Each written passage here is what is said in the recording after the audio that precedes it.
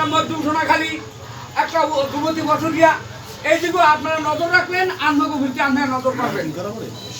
কোন রকম যেন আমরা জীবনে দেখাইতে পারি যে এমন একটা মিছিল নিছি, মিছিল নেবো দেখতে জানো ঠিক চাইয়েই খাই যে সোনাখালী মিছিল দেখাই ঢুকতেই আছে। ব্যাপক ধরনের একটা মিছিল নিবো, এইগুলো আশা বুক ভরে আশা নিয়ে করে আপনাকে সামনে আমি কথা বলতেছি। বেশি নির্ভর করবে উত্তর সোনাখালীকে বেশি নির্ভর করবে বলতে আপনারা এটা কিন্তু বক্তৃতা না, এটা কোনো না।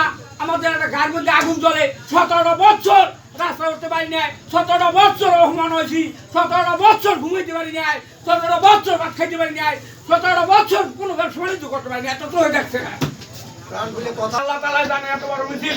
এই জন্য একটা জিনিস পাই, কেউ গাদা হাঁটবেন না। আর আমার সেক্রেটারি বলতে চাই, খালা গালারে খামি দিয়ে পারবেন, ওরা সব বিএনপি।